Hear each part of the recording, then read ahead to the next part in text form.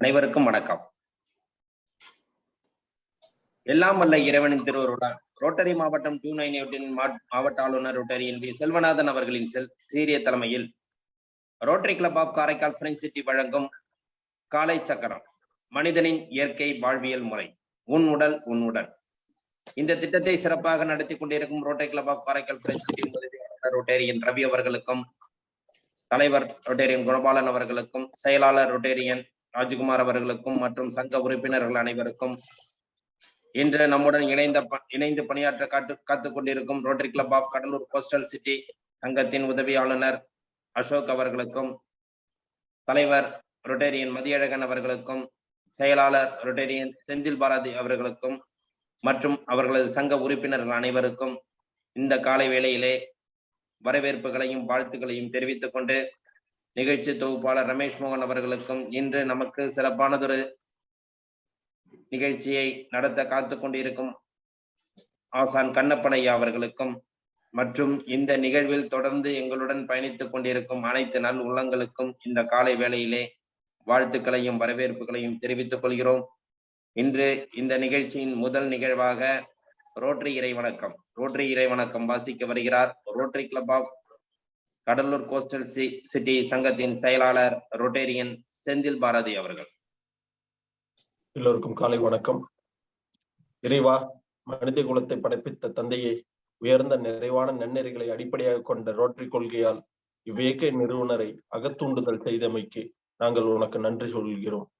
உண்மையான ரோட்டரி மெய்ப்பொருளை ஆழமாக ஈர்த்து கொள்ளவும், அனைத்து மக்களிடையே தன்னம்பிக்கையும் அமைதியும் நிலைநாட்டி ஓய்வின்றி உழைக்கவும், நிறம், சமயம், தேசம் என்ற தடைகளையும் பாகுபாடுகளையும் நீக்கவும், பொருளாதார சமய தடைகளை களையவும், மேலும் மானிடத்தின் புனிதத்தையும் முறையாக புரிந்து கொள்வதன் மூலம் எல்லா மனிதர்களும், எல்லா குடும்பங்களும், எல்லா நாடுகளும் நட்புறவுடனும் தோழமையுடன் வாழ்ந்திட உன் புனிதமான திருவடிகளை சுற்றி ஒன்று கூடி மெய்யானை படைப்பாளி நீயே என்று புகழ்ந்திட, எல்லாம் ஒரே உண்மையான நிரந்தரமான எல்லோரும் விரும்புகின்ற தந்தையே, இங்கே கூடியுள்ள ரொட்டேரியன் நாங்கள் எங்களுக்கு உதவி செய்யும்படி உன்னை கெஞ்சுகிறோம். நன்றி ஐயா. நன்றி ஐயா. ரோட்டரி இறைவணக்கம் வாசித்த Rotary club of Cuddalore coastal city செயலாளர் செந்தில் பாரதி அவர்களுக்கு நன்றியை தெரிவித்துக் கொண்டு, அடுத்த நிகழ்வாக இறைவேண்டுதல் அளிக்க வருகிறார் ஆசான் கண்ணப்பன் ஐயா அவர்கள். அனைவருக்கும் இனிய காலை வணக்கம். எல்லையற்ற பரம்பொருளே, இக்கல்வியின் மூலம் உடலும் உள்ளமும் நலமடைய அருள் புரிவாயாக. ஒட்டிய வயிறும் உயர்ந்த நெஞ்சமும் திறந்த தோள்களும் திண்ணிய நெஞ்சமும் துள்ளும் கால்களும் துவளா இதயமும் மலர்ந்த முகமும் கனிந்த பார்வையும் இவையாவும் பெற்று இயற்கையோடு இறையுணர்வோடு இணைந்து வாழ்வோம். நம் மனம் சாந்தமானது, இரக்க குணமுடையது, நல் எண்ணங்களில் செயல்களில் ஈடுபட அருள் புரிவாயாக. வாழ்க வளமுடன், வாழ்க வையகம். நன்றி ஐயா. அடுத்த நிகழ்வாக பிரணாம மந்திரம். உடலை நேராக வைத்து நீண்ட காற்றுள் இழுத்து ஓ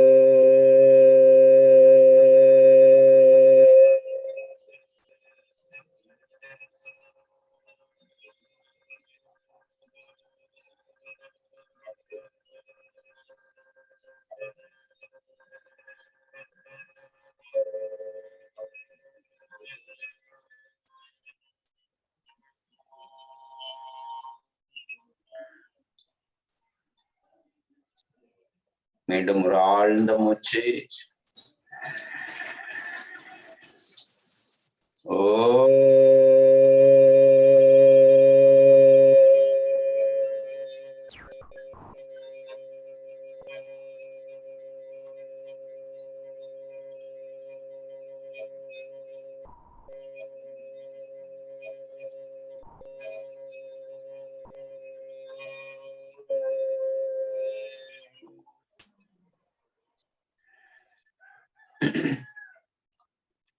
நம்முடைய பெற்றோர்களை வணங்கிக் கொள்கிறோம்.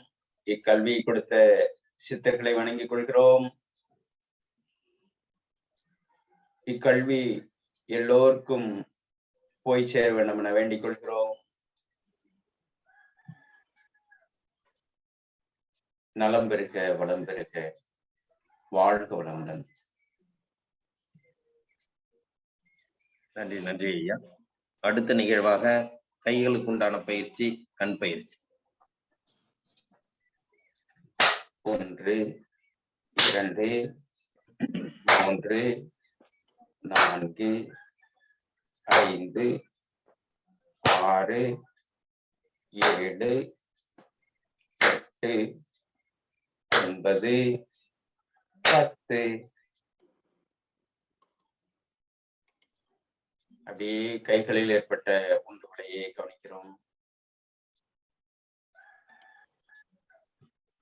அப்படியே முன்புறமாக 1 2 3 4 5 6 7 8 9 10.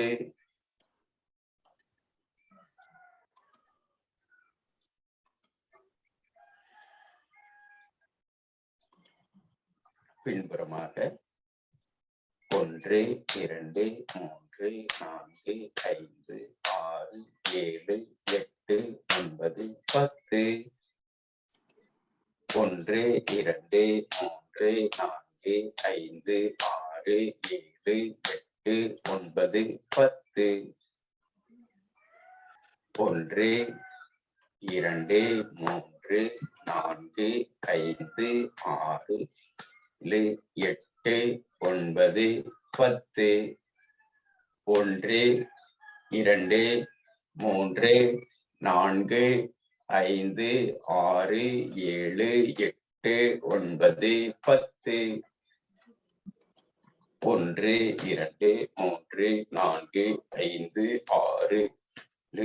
10. 1 2 3 4 5 6 7 8 9 10. 1 2 3 4 5 6 7 8 9 10. 1 2 3 4 5 6 7 8 9 10. 1 2 3 4 5 6 7 8 9 10. 1 2 3 4 5 6 8 9 10. ஆழ்ந்த மூச்சு.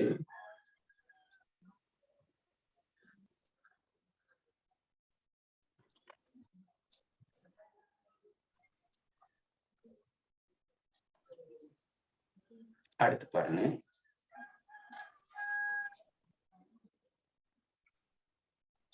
கைகளை முன்னாடி வச்சுட்டு நல்லா நாக்க வழி நிட்டுறோம். நாக்க வழி நிட்டி அப்படியே ஒரு 30 வினாடி அப்படியே வைக்கிறோம்.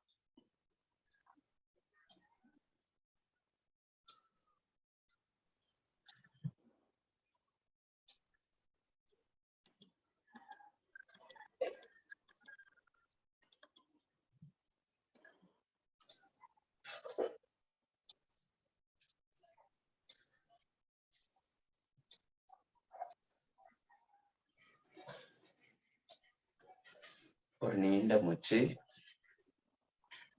இப்ப உங்களுடைய அந்த உமிழ்நீரை சுவைச்சு பாருங்க.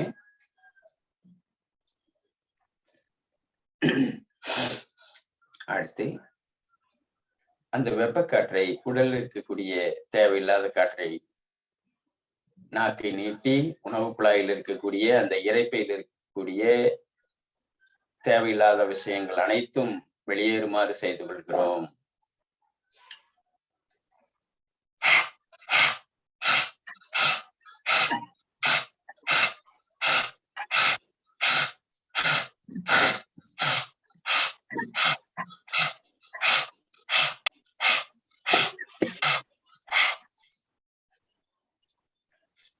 ஓய்வு, ஆழ்ந்த மூச்சு.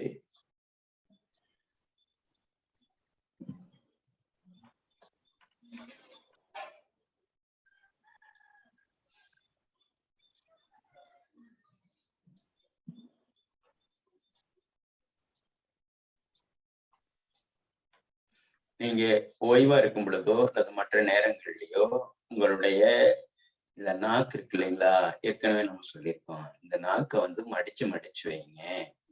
இந்த மடிச்சு வைக்கும் பொழுது இங்க ஒரு உமிழ்நீர் சுரக்குது இல்லையா, அந்த உமிழ்நீர் தான் வந்து அமுது அப்படிங்கிறாங்க.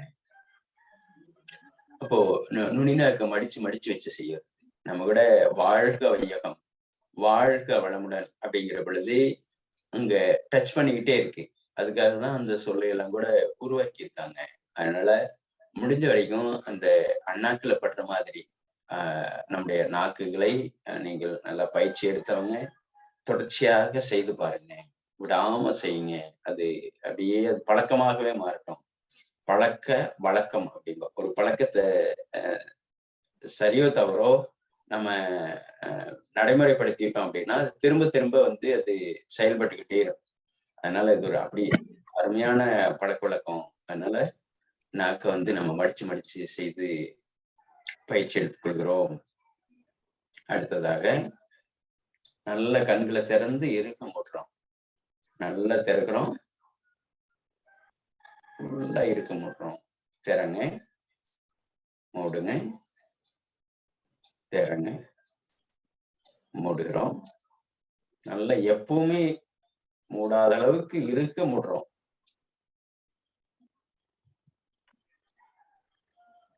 அடுத்ததாக மேல் கீழ், மேல் கீழ், மேல் கீழ், மேல் கீழ். ஓய்வு, ஆழ்ந்த மூச்சு. வலது இடது, வலது இடது, வலது இடது. ஓய்வு.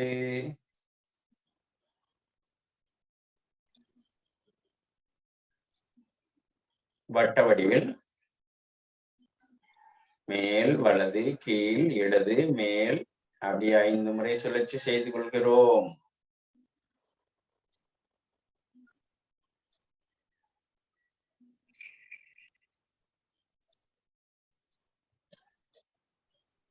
ஆழ்ந்த மூச்சு. அதற்கு பிறகு எதிர் திசையில்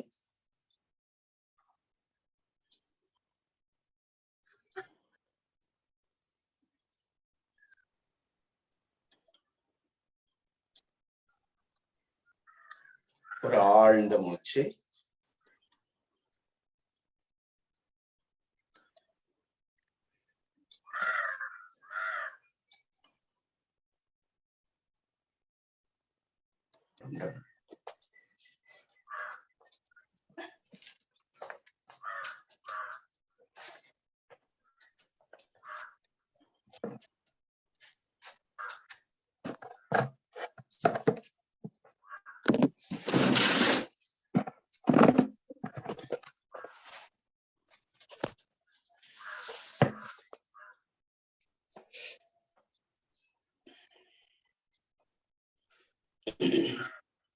அடுத்ததாக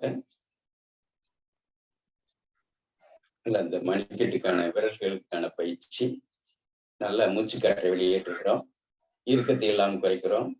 உடல் உள்ள இறுக்கங்கள் அனைத்தும் வெளியேறுகிறது.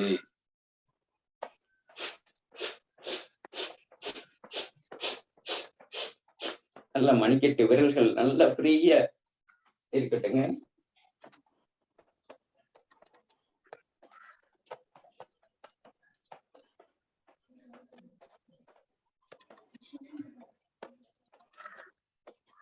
நல்ல 2 கைகளும் விரல்கள் நல்ல ஃப்ரீயா இருக்கட்டுங்க.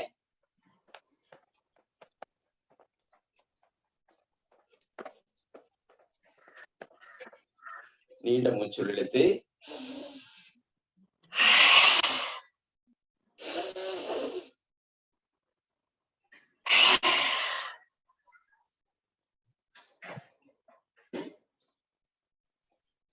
ஒரு ஆழ்ந்த மூச்சு.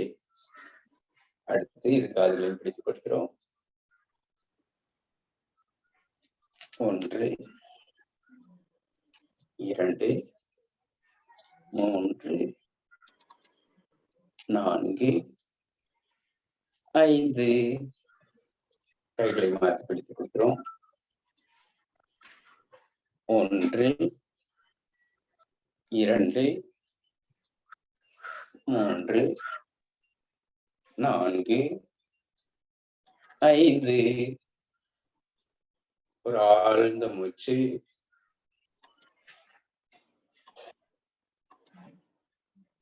அடுத்ததாக இதயத்தை அதிகமாக இயக்கி ஓய்வு நிலை கொண்டு வருகிறோம். நல்ல வேகமா செய்யலாங்க. நல்லா செய்யுங்க. வேகப்படுத்துங்க, வேகப்படுத்துங்க.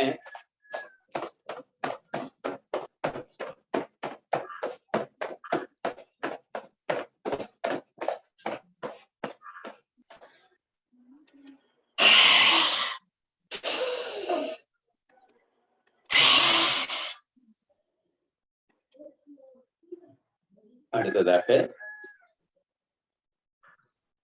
பின்பக்கமாக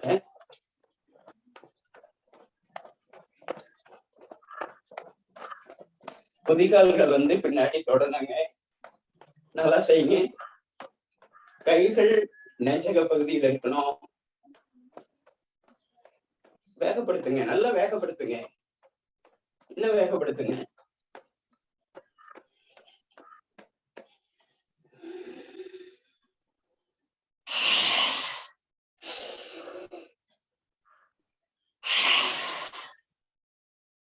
அடுத்து பக்கவாட்டில்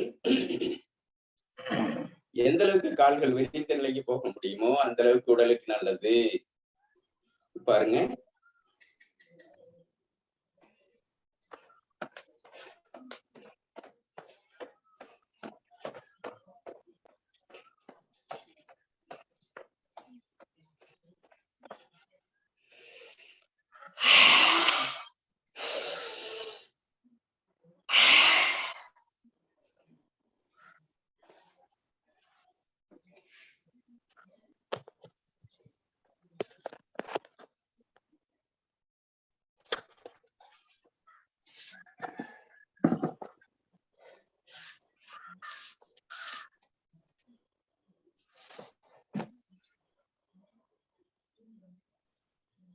படுத்த நிலையில்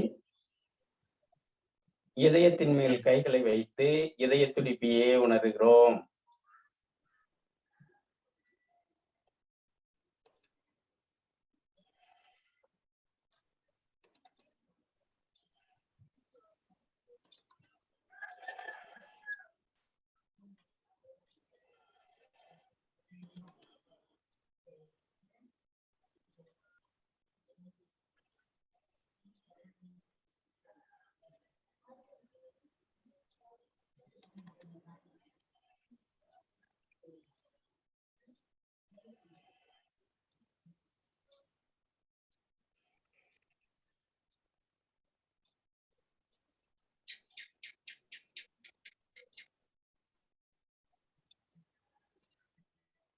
கைகளை தலைக்கு மேல் உயர்த்தி நன்றாக வலது இடதாக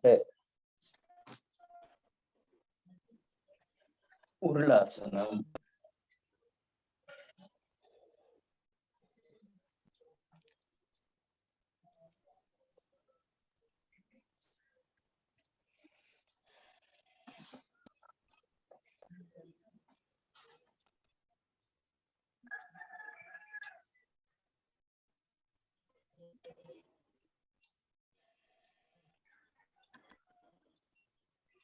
அப்படியே வலது காலை மடித்து நம்முடைய மூக்கு நுனி கால் முட்டியில்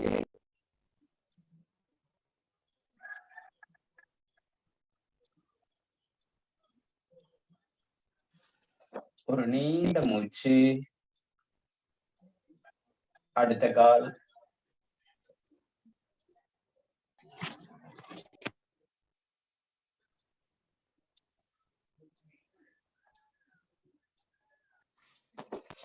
ஒரு ஆழ்ந்த மூச்சு.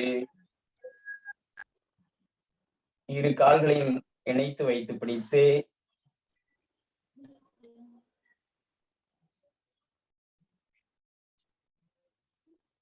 நன்றாக கிட்ட எடுத்து பிடித்துக் கொள்கிறோம்.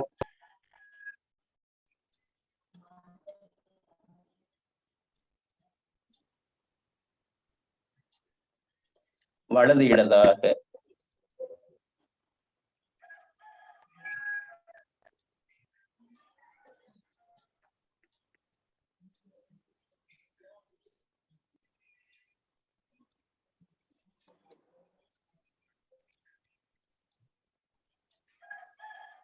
எல்லாரும் படுக்கையிலிருந்து மேலெழும் பொழுதே இந்த ஒரு முறையை மட்டும் நீங்கள் செய்திருப்பீங்க அப்படின்னு நினைக்கிறோம்.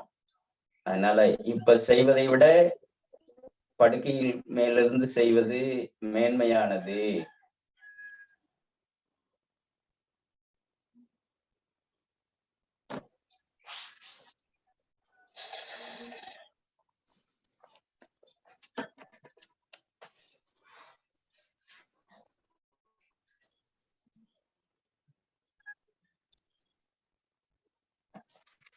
பாம்பாசனம்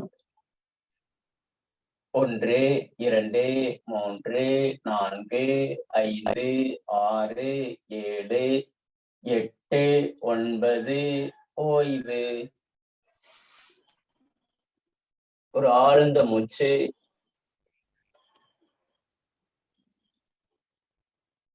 குதிகால்கள் பின்னாடி தொடட்டும். 2 3 4 5 6 7 8 9. ஒரு ஆழ்ந்த மூச்சு.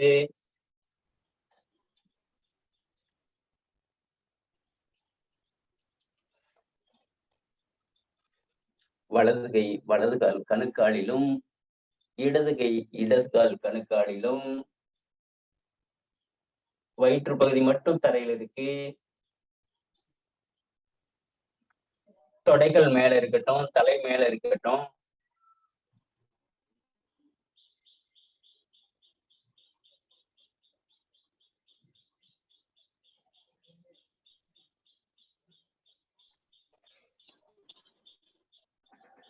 இதே நிலையில் ஒரு ஆழ்ந்த மூச்சு.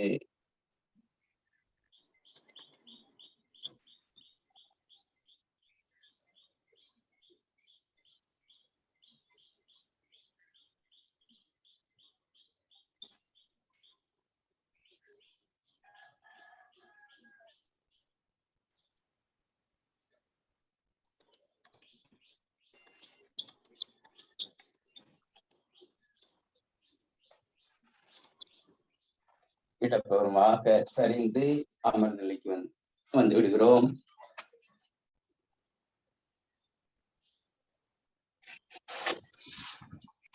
கத்திரிக்கோள் ஆசனம். வலது காலை இடதுபுறமாக போட்டிருக்கிறோம். வலதுபுறமாக கழுத்தை திருப்புகிறோம்.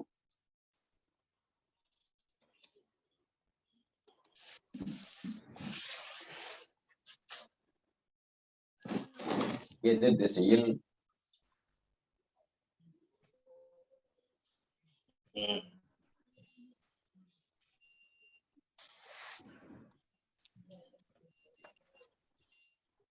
அப்படியே கோமுகாசனத்துக்கு வந்து விடுகிறோம்.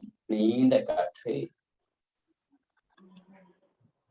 ஆழ்ந்து உள்ளே சென்று அக்காற்று விடுவிட்டவாறு தலைப்பகுதி கீழே வரட்டும்.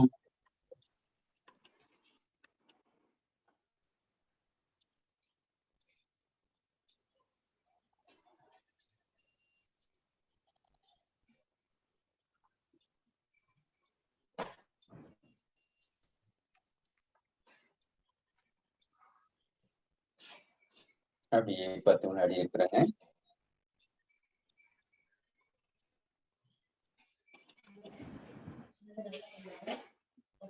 ஒரு நீண்ட மூச்சு.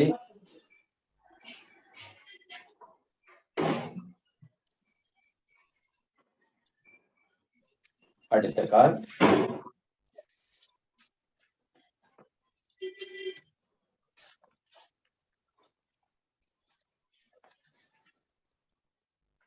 இரு கைகளும் இரு கால் பாதத்தை பிடித்து உள்ளங்காலை கட்டை வரை பிடித்து உடல் நேராக வைத்து இழுக்கிறோம் மூச்சு காற்றை. அக்காற்று வெளிவிட்டவாறு மெல்ல மெதுவாக தலைப்பகுதி கீழே வருகிறது. மூச்சு காற்று வெளியேறுகிறது. முட்டி பகுதி தாண்டிய நிலையில் ஒரு 10 வினாடிகள் இருக்கட்டும். 1 2 3 4 5 6 7 8 9. மெல்ல காற்று உள்ளே செல்லட்டும். தலை மேலே வரட்டும்.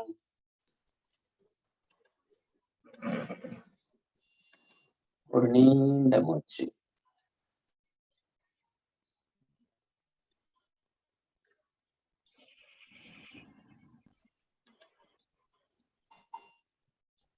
அப்படியே கோர்த்து பிடித்து தலை நேராக இருக்கட்டும். முட்டி பகுதி வானத்தை நோக்கி இருக்கட்டும். முழுமையாக நுரையீரல் இயங்கட்டும்.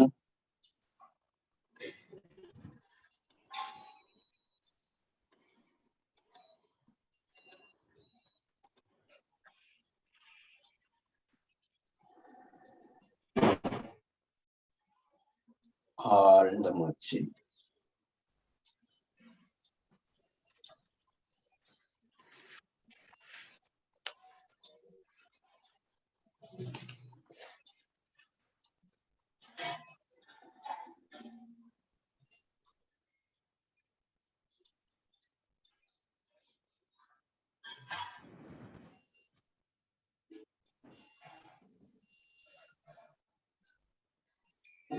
அப்படி தோள்பட்டைக்கான பயிற்சி.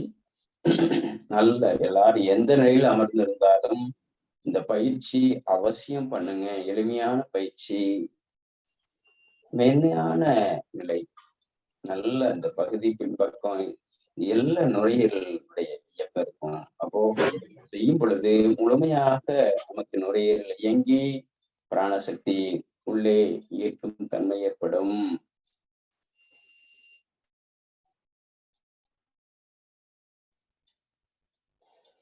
வாழ்க வளமுடன். வாழ்க வையகம்.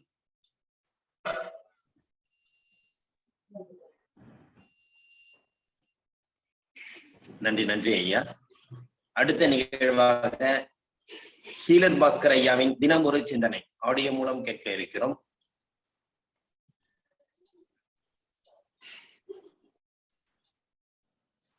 செழிக்கட்டும் விவசாயம், சீர்படட்டும் நிர்வாகம். வேந்தர் டிவி நேயர்களுக்கு காலை வணக்கம். இன்று சர்க்கரை வியாதி என்ன, அதை மருந்து இல்லாமல் எப்படி குணப்படுத்துறதுன்னு பார்க்கலாம். நம்ம சாப்பிட்ற சாப்பாட்டில் சர்க்கரை இருக்குது, சுகர் இருக்குது, குளுக்கோஸ் இருக்குது. இது மூணுமே ஒன்று தான். இது வாயில் ஜீரணமாகி, வயிற்றில் ஜீரணமாகி, குடலில் ஜீரணமாகி ரத்தத்தில் கலக்குது. ரத்தத்தில் சர்க்கரை சுற்றிட்டு இருக்கு. நம்ம உடம்புங்கிறது கோடிக்கணக்கான செல்களால் உருவாக்கப்பட்டது. எல்லோரும் நல்லா கவனிங்க. சாப்பிட்ற சாப்பாடில் சுகர் இருக்குது, வாய் வயிறு குடலில் ஜீரணமாகி பிளட்டில் போய் கலக்குது. ஒரு செல்லை ஒரு ஃபுட்பால் மாதிரி கற்பனை பண்ணுங்க. இந்த செல் என்ன பண்ணும், சர்க்கரை எடுக்கிறதுக்கு முன்னால் ஒரு கேள்வி கேட்கும், நீ ஒழுங்காக ஜீரணமானியா ஆகலையான்னு.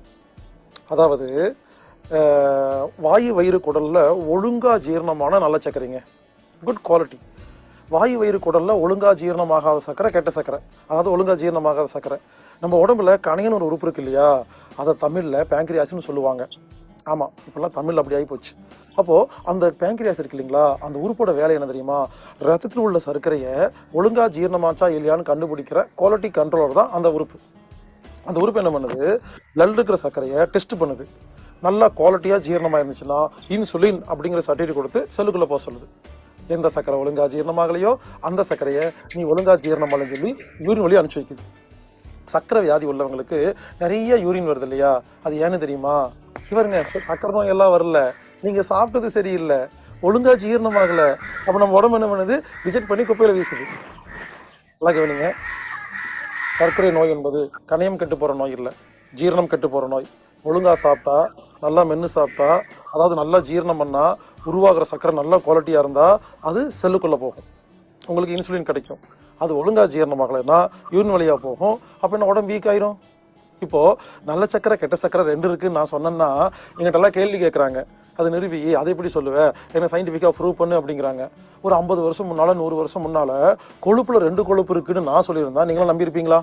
ஆனா ரீசெண்டா கண்டுபிடிச்சு HDL LDLன்னு நல்ல கொழுப்பு கெட்ட கொழுப்பு இருக்குது அப்படின்னு சொல்றாங்களா இல்லையா? இதே மாதிரி என்னைக்காவது ஒரு நாள் சொல்லுவாங்க, அன்னைக்கு தான் நீங்களாம் நம்புவீங்க. ஏங்க நான் சிம்பிளா தானே சொல்றேன், ஒழுங்கா ஜீரணமான நல்ல சக்கரை இன்சுலின் கிடைக்கும், செல்லுக்குள்ள போகும். ஒழுங்கா ஜீரணமாகாட்டி கெட்ட சக்கரை யூரின் வழியா வெளியே போகும். ஒரு சின்ன உதாரணம், யாரெல்லாம் ஒழுங்கா சாப்பிட்றீங்களோ, ஒரு எக்ஸாம்பிள் சொல்றேன், 500 சக்கரை உருவாகுது, உடம்புக்கு 300 சக்கரை தேவைப்படுது. நல்லா கவனிங்க, 500 சக்கரை பேங்க்ரியாஸ்ட்டா போகும், இன்சுலின் வாங்கும். 500 சூப்பர் சக்கரையா, ஆனா உடம்புக்கு 300 தானே தேவைப்படுது. 300 உள்ள போயிருமா? 200 என்னங்க தெரியுமா? கிளைக்கோஜனா கன்வெர்ட் ஆகி பிரெயின் மசில் லிவர்ல ஸ்டோர் ஆயிரும். வீட்டுக்கு 500 ரூபா சம்பாதிச்சுட்டு போறீங்க, 500 ரூபா, குடும்பத்துக்கு 300 ரூபா தான் தேவைப்படுது. 200 ரூபா என்ன பண்ணுவீங்க? பீரோல சேர்த்து வைப்பீங்க இல்லையா? அந்த மாதிரி உடம்பு பீரோ தான், சர்க்கரைக்கான பீரோ தான் பிரெயின் லிவர் மசில். சேர்த்து வச்சிருச்சா கிளைக்கோஜனை கன்வெர்ட் பண்ணி? எங்க சர்க்கரை வியாதி உள்ளவங்க குளுக்கோஸ் சுகர்னு கேள்விப்பட்டிருப்பீங்களே, என்னைக்காவது கிளைக்கோஜன்கிற வார்த்தை கேள்விப்பட்டீங்களா? நிறைய சர்க்கரையை ஒன்று சேர்த்து குட்டியா பண்ணது பேர் கிளைக்கோஜனுங்க, ஸ்டோர்டு சர்க்கரை. இப்போ ஒருத்தர் 500 சர்க்கரை சாப்பிட்றாரு, அதில் 200 ஒழுங்கா ஜீரணமாகல, என்ன ஆகும்? இன்சுலின் கிடைக்காதா? இந்த 200 தான் யூரினா போகும், 300 வந்து செல்லுக்குள்ள போயிருங்க. இப்போ அவர் சர்க்கரை வியாதி கிடையாது. கொஞ்ச நாளுக்கு அப்புறம் என்ன பண்றாரு? தப்பா சாப்பிட்றாரு. இப்போ 200 சக்கரை நல்ல சக்கரை, 300 சக்கரை கெட்ட சக்கரை, என்னாகும்? 300 யூரினா போயிடும், 200 செல்லுக்குள்ள போயிடும். 100 பத்தாதா? உடம்பு என்ன பண்ணு தெரியுமா? இங்க ஒரு சுரப்பி இருக்கு, பிட்யூட்டரி சுரப்பின்னு பேரு. அது வந்து ACTH அப்படிங்கிற நீரை சுரக்குது. அந்த நீர் என்ன பண்ணு தெரியுமா? கிட்னிக்கு மேல ஒரு சுரப்பி இருக்கு, தொப்பி சுரப்பின்னு பேரு, அட்ரினல் சுரப்பின்னு பேரு. அதுகிட்ட போய் நீ உடனே போய் சக்கரை கொண்டு வான்னு சொல்லும். அவர் என்ன பண்ணுவாரு? ஏற்கனவே சேமிச்சு வச்ச பிரெயின்ல லிவர்ல மசில் இருக்கிற சக்கரை எடுத்து வந்து பிளட்ல கொட்டுவாருங்க. இதாங்க சயின்ஸ், இதாங்க சக்கரை. ஆனா சக்கரை வியாதி நோயாளிகளுக்கு இதெல்லாம் யாருமே சொல்லிக் கொடுக்கறதே இல்லைங்க. டைரக்டா சுகர் வந்துருச்சா, குணப்படுத்தவே முடியாது, மாத்திரை சாப்பிடுன்னு சொல்றாங்க. இங்க பாருங்க, சர்க்கரை வியாதியை குணப்படுத்த முடியாதுங்கிறத நான் ஒத்துக்க மாட்டேங்க. சர்க்கரை வியாதியை கண்டிப்பாக குணப்படுத்த முடியும். இங்க பாருங்க, ஒரு வியாதியை குணப்படுத்துவரே மருத்துவர், குணப்படுத்த முடியாதுன்னு சொன்னா ஒரு மருத்துவரே கிடையாது. இப்படி சர்க்கரை, பிபி, ஆஸ்மா, தைராய்டு, கேன்சர், எய்ட்ஸ்ன்னு எதையுமே குணப்படுத்த முடியாதுன்னு சொல்லும் பொழுது இது வியாபாரமா உங்களுக்கு இல்லையா? எல்லா வியாதியும் குணப்படுத்த முடியுங்க. இங்க பாருங்க, சிம்பிளா சொல்லிட்டா, அதாவது கெட்ட சக்கரை என்ன ஆகும்? யூரின் வழியாக வெளியே போகும், நல்ல சக்கரை செல்லுக்குள்ளே போகுங்க. இப்படி என்ன ஆகும்? முதல்ல நம்ம சேர்த்து வச்சுட்டு இருப்போம், அப்புறம் செலவு பண்ணுவோம், சேர்த்து வைப்போம், செலவு பண்ணுவோம், சேர்த்து வைப்போம், செலவு பண்ணுவோம். ஒரு நாள் மொத்த சக்கரை தீர்ந்து போயிருமா ரத்தத்தில், உடம்புல? அப்போ என்ன ஆகும்? மயக்கம் போட்டு விழுந்துருவாங்க. புரிஞ்சுக்குங்க, சக்கரை அதிகமாக கம்மியாக இருந்தால் மயக்கம் போட மாட்டீங்க, சேர்த்து வைக்கப்பட்ட சக்கரை தீர்ந்து போனால் தான் மயக்கம் போடுவீங்க. கிளைக்கோஜன் அப்படிங்கிறது உடம்புல எப்போ தீருதோ அப்பொழுது மயக்கம் வரும். எனவே நீங்கள் சுகர் லோலையோ ஹைலியோ மயக்க வரலை என்பதை புரிந்து கொண்டு தயவு செய்து இனிமேல் சுகர் எல்லாம் டெஸ்ட் எல்லாம் பண்ணாமல் நான் சொல்கிற மாதிரி செய்யுங்க. சாப்பிடும் பொழுது பசி எடுத்தாதான் சாப்பிடணும். பசி எடுத்து சாப்பிட்டா நல்ல சக்கரை, உடனே இன்சுலின் கிடைக்கும், செல்லுக்குள்ளே போயிடும், யூரின்லாம் போகாது. பசி எடுக்காமல் சாப்பிட்டீங்களா, அது என்னாகும்? ஒழுங்கா ஜீரணமாகாதா? இன்சுலின் கிடைக்காது, செல்லுக்குள்ளே போகாது, யூரினா போகும். சாப்பிடும் பொழுது உதட்டை மூடி சாப்பிட்டா நல்ல சக்கரை, உதட்டை பிரித்து சாப்பிட்டா கெட்ட சக்கரைங்க. இங்கே பாருங்க, இப்படி சாப்பிட்டா கெட்ட சக்கரை, இன்சுலின் கிடைக்காது. சாப்பிடும்பொழுது உதட்டை மூடி சாப்பிட்டு பாருங்க, இன்சுலின் கிடைக்கும். அதாவது அடுத்தது, நமது உடம்புக்கு எந்த வியாதி இருக்கோ அந்த வியாதிக்கு எந்த மருந்து வேணுமோ அந்த மருந்து எந்த உணவுகள் இருக்கோ அந்த உணவு நமக்கு நாக்குக்கு பிடிக்கும். நாக்குக்கு பிடிச்சதை சாப்பிடுங்க, நல்ல சக்கரை. பிடிக்காம சாப்பிட்டீங்கன்னா கெட்ட சக்கரை. இப்படி நான் என்ன சொல்ல வரேன்னா, சிம்பிளா புரிஞ்சுக்குங்க. ஒழுங்கா சாப்பிட்டா நல்ல சர்க்கரை, இன்சுலின் கிடைக்கும், செல்லுக்குள்ள போகும். ஒழுங்கா சாப்பிடாட்டி கெட்ட சர்க்கரை, இன்சுலின் கிடைக்காது, யூரினா போகும், அப்போ சக்கரை நோய் வந்துடும். அதனால இனிமேல் தயவு செய்து சாப்பாட்டு முறையோ ஒழுங்கு பண்ணுங்க. அதாவது 40 வயசானா 50 வயசானா சக்கரை வியாதி வரும்னு சொல்றாங்க. அப்படியெல்லாம் கிடையாது. ஒழுங்கா சாப்பிட தெரியலன்னா சக்கரை வியாதி வரும். அது நீங்க 30 வயசுலயே ஒழுங்கா சாப்பிடலன்னா 30 வயசுலயே சக்கரை வியாதி வந்துடும். எனவே அன்பர்களே, சர்க்கரை வியாதி என்பது ஒரு வியாதி கிடையாது, அது வந்து அஜீரண கோளாறு, ஒழுங்கா ஜீரணமாகாத விஷயம்னு புரிஞ்சுக்கிட்டு இப்பிருந்து இனிமேல் சாப்பிடும் பொழுது நான் சொல்ற மாதிரி பசி எடுத்து உதட்டம் மூடி உணவில் கவனம் வச்சு பிரார்த்தனை செய்து நன்றாக பல்லுக்கு வேலை கொடுத்து கூழ் மாதிரி அரைச்சு சாப்பிட்டு பாருங்க. உங்களுக்கு பிடிச்சதெல்லாம் சாப்பிடுங்க. கண்டிப்பாக சர்க்கரை வியாதியை நாம் மருந்து இல்லாமல் குணப்படுத்த முடியும். அப்புறம் பாருங்க, சர்க்கரை வியாதிக்கு யாரெல்லாம் மாத்திரை சாப்பிட்றீங்களோ அது என்ன பண்ணுது தெரியுமா? யூரின் வெளியே போக வேண்டிய கெட்ட சர்க்கரையில எடுத்து உடம்புக்குள்ள விட்டுருது. 5 வருஷம் சாப்பிட்டீங்கன்னா போதும், கண்ணு கட்டு போயிடும், மூட்டு கட்டு போயிடும், எல்லாம் கட்டு போயிருங்க. பாருங்க, சர்க்கரை வியாதிக்கு யாரெல்லாம் மாத்திரை சாப்பிட்றீங்களோ 100 சைடு எஃபெக்ட் வரும். இது நான் சொல்லல, அந்த சக்கரவாதிக்கு மருந்து மாத்திரை கம்பெனி இருக்கு இல்லையா, அந்த கம்பெனியே சொல்றாங்க. புரியலையா? சிம்ஸ் புக்குன்னு இருக்குது, கடைக்கு போங்க, எல்லா கடையிலையும் கிடைக்கும். சிம்ஸ் புக்குன்னு பேரு. இது வரைக்கும் யாரும் வாங்கி பார்த்ததே கிடையாது. 200 300 கொடுத்தா புக் கொடுப்பாங்க. இந்தியாவில் தயாரிக்கப்படுற விற்கப்படுற எல்லா மருந்து மாத்திரையோட சைடு எஃபெக்ட் என்னன்னு மருந்து மாத்திரை கம்பெனிகளே ரிலீஸ் பண்ணப்பட்ட புக்கு பேர் தான் சிம்ஸ் புக்கு. ஒன்று வாங்கி வீட்டில் வச்சுக்கோங்க. நீங்கள் சாப்பிட்ற மருந்து மாத்திரையோட பேரை பார்த்துட்டு அதோட சைடு எஃபெக்ட்ஸ் எல்லாம் பாருங்க. நான் சொல்லல, சர்க்கரை வியாதியோட மருந்து மாத்திரை கம்பெனிகள் அவங்க சைடு எஃபெக்ட்ஸ் எல்லாம் சொல்லியிருக்கிறாங்க. சர்க்கரைக்கு சாப்பிட்ற மருந்து மாத்திரை தான் 100 சைடு எஃபெக்ட்க்கு காரணம். எனவே சர்க்கரை வியாதிக்கு யாரெல்லாம் மருந்து சாப்பிட்றீங்களோ மருந்து மாத்திரையை படிப்படியாக குறையுங்கள். நான் சொல்ற மாதிரி சாப்பாட்டு முறையை ஒழுங்குபடுத்துங்கள். கண்டிப்பாக சர்க்கரை வியாதி இல்லாத ஒரு உலகத்தை நாம் உருவாக்க முடியும்.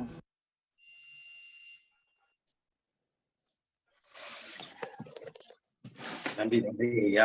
இன்றைய காலகட்டத்துக்கு ஏற்றவாறு, இன்றைய நிலைமைக்கு ஏற்றவாறு, இன்றைய தேவையான ஒரு கருத்தை சிந்தனையை அள்ளி தெளித்த ஆசான் ஈழர் பாஸ்கர் ஐயாவுக்கு இந்த தருணத்திலே நன்றிகளையும் வாழ்த்துகளையும் தெரிவித்துக் கொள்கிறோம்.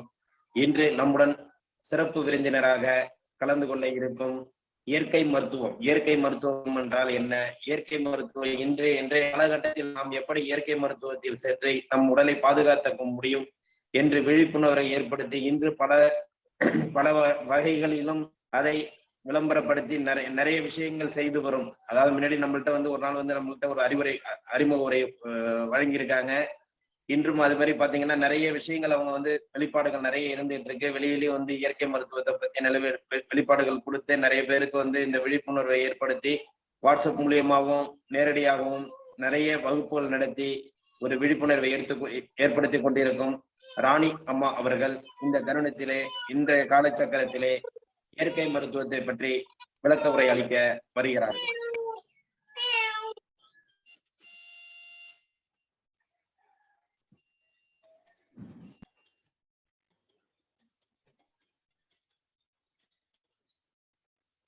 வணக்கங்க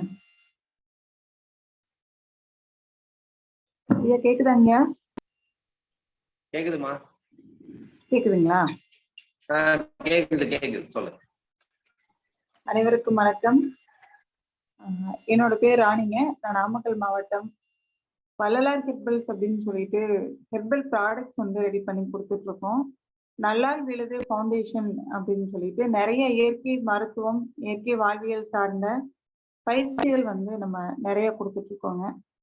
இன்னைக்கு காலகட்டத்துக்கு நம்ம எடுத்துக்கக்கூடிய தலைப்பு அப்படின்னு பாத்தீங்கன்னா, ஏன்னா நிறைய பயிற்சிகள் உடல் சார்ந்தும் மனம் சார்ந்தும் பாத்தீங்கன்னா கண்ணப்பன் ஐயா, ஈழர் பாஸ்கர் ஐயா, காளிப்பன் ஐயா, பூபாலண்ணா, இது மாதிரி நிறைய பேர் வகுப்புகள் எடுத்துட்டாங்க. நம்ம மூலிகைகள் பத்தி நம்ம எடுக்கலாங்க. ஏன்னா இன்னைக்கு பாத்தீங்கன்னா நம்மளை சுத்தியும் இருக்கக்கூடிய மூலிகைகள் அப்படிங்கிறது நமக்கானது. ஏன்னா இன்னைக்கு பாத்தீங்கன்னா ஒரு ஆடு மாடாகட்டும், இந்த மூலிகைகளை எடுக்கக்கூடிய எந்த ஒரு விலங்குக்கும் இன்ன வரைக்கும் ஒரு பிபியோ சுகரோ எதுவுமே வரல. இன்னைக்கு பாத்தீங்கன்னா யானை இருக்கு, எவ்வளவு வேணாலும் பொதி சுமக்குது. மாடு இருக்கு, குதிரை இருக்கு. இது எல்லாமே பாத்தீங்கன்னா மூலிகைகள் நிறைய சாப்பிடுது. அதுங்களுக்கு என்ன தேவையோ அந்த மூலிகையை எடுத்து சாப்பிடுது. அதை அடுத்து தானியங்கள் சாப்பிடுது. அவ்வளவுதான். இட்லி தோசைன்னு அவங்க எதுவுமே சாப்பிடுறது இல்ல. ஆனா அதுங்களுக்கு எந்த நோயும் வராம ஆரோக்கியமா தான் இருக்காங்க. ஒரு அசைவ உணவை சாப்பிடுறது இல்ல. ஆனா இதுவே பாத்தீங்கன்னா அந்த அசைவம் எல்லாம் சாப்பிடக்கூடிய மிருகங்கள் பாத்தீங்கன்னா மந்தத்தன்மையா படுத்துருது. அதுங்களால ஓடி ஆடி எந்த வேலையும் செய்ய முடியறது இல்ல. அதுங்களால வேற யாருக்கும் பிரோஜனமும் கிடையாது. ஆனா விலங்குகள் பாத்தீங்கன்னா இலை தலைகளை சாப்பிடுது. அதை சுத்தி என்ன கிடைக்குதோ அதை மட்டும் சாப்பிடுது. இம்போர்ட் பண்ணியோ இல்ல ரொம்ப தூரத்துல இருந்து அதை கொண்டு பேக் பண்ணியோ அதுங்க சாப்பிடுறது இல்ல. ஆனா ஆரோக்கியமா இருக்காங்க. இப்ப நம்ம பல்ல அமைப்பு பாத்தீங்கன்னா நமக்கு விலங்கு மாதிரிதான் இருக்கு. அதாவது பாத்தீங்கன்னா இப்ப நம்ம பல்லு தட்டைப்பல், கோரைப்பல் கிடையாது. இந்த தட்டைப்பல் பாத்தீங்கன்னா யானைக்கு, மாட்டுக்கு, இவங்களுக்கு எல்லாம் இருக்கிற மாதிரியான பல்ல அமைப்பு தான் நமக்கு இருக்கு. அதனால முடிஞ்ச வரைக்கும் நம்மளும் நம்மளை சுத்தி இருக்கக்கூடிய இலை தலைகளை நம்ம சாப்பிடலாங்க. ஏன்னா நம்ம பெரியவங்க அதை தான் சாப்பிட்டாங்க. இப்ப நம்ம தாத்தாவாகட்டும், அவங்க அப்பாவாகட்டும், ஒரு 100 வயசு 120 வயசு வரைக்கும் கூட ஆரோக்கியமா இருந்தாங்க. அவங்க எந்த மருந்து மாத்திரையும் எடுத்துக்கல. அவங்கள சுத்தி இருக்கக்கூடிய இலைத்தலைகளை மட்டும்தான் எடுத்துட்டு ஆரோக்கியமான வாழ்க்கையை வாழ்ந்துட்டாங்க. ஆக அந்த வாழ்வியல் முறைக்கு நம்ம திரும்பி பாரம்பரியத்தை திரும்பி பார்த்து வாழ்வியல் முறைக்கு போனோம் அப்படின்னா கண்டிப்பா நமக்கு ஆரோக்கியமான வாழ்க்கை கிடைக்குங்க. ஏன்னா இன்னைக்கு வந்து முதல்ல வந்த மருத்துவம் அப்படின்னா நம்ம தமிழ் மருத்துவம் தான். தாய் மருத்துவமே தமிழ் மருத்துவம் தான். எடுத்தோடனே பாத்தீங்கன்னா இப்ப நம்ம வீட்ல வந்து ஒரு செரிக்கல அப்படின்னா ரசஞ்சோறு சாப்பிட்டு செரிச்சிரும் அப்படிம்பாங்க. இதை யாரும் பிஹெச்டி படிச்சுட்டு வந்து சொல்லி தரலைங்க. இயல்பா நம்ம பாட்டி என்ன பண்ணுவாங்கன்னா ஒரு சீரக மிளகு பூண்டை போட்டு ஒரு ரசத்தை வச்சு கொடுப்பாங்க. காய்ச்சல் சரியாகும். அதுவே வந்து பாத்தீங்கன்னா ஒரு நெஞ்சு கறிக்குது எதுக்குது எந்த பிரச்சனையா இருந்தாலும் அந்த ரசம் சோறு சாப்பிட்டோம்னாவே நமக்கு சரியாயிடும்.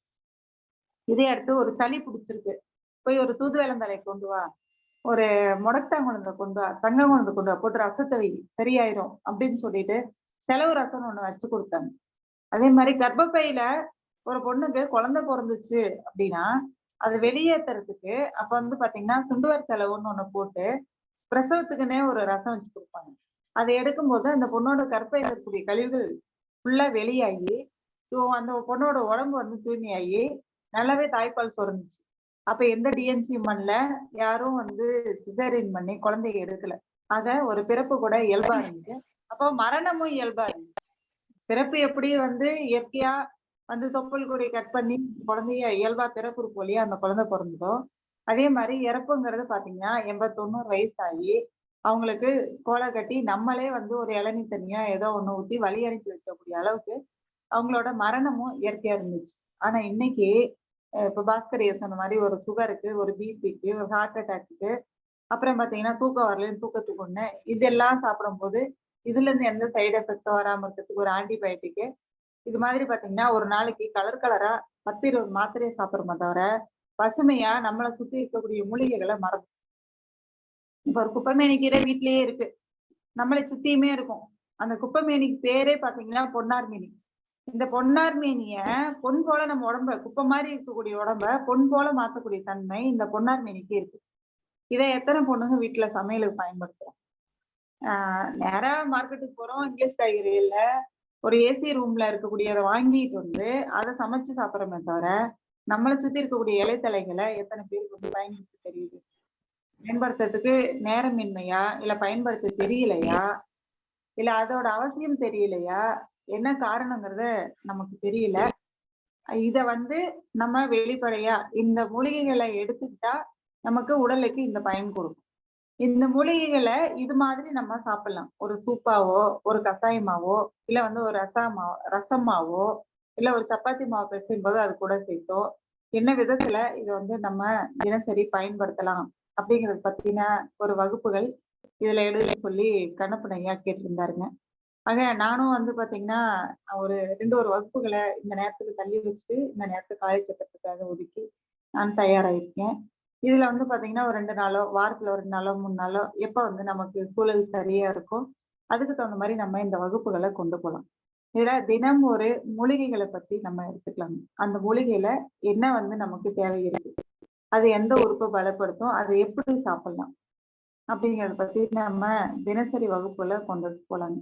ஏன்னா இன்னைக்கு கருப்பை சம்பந்தமான பிரச்சனைகள் வந்து நிறைய பொண்ணுங்களுக்கு நிறைய பாத்தீங்கன்னா இன்னைக்கு டெஸ்ட் பேபிக்கு போயிட்டாங்க. அடுத்து வந்து பாத்தீங்கன்னா சிசரின் பண்ணி தான் குழந்தை பிறகுது.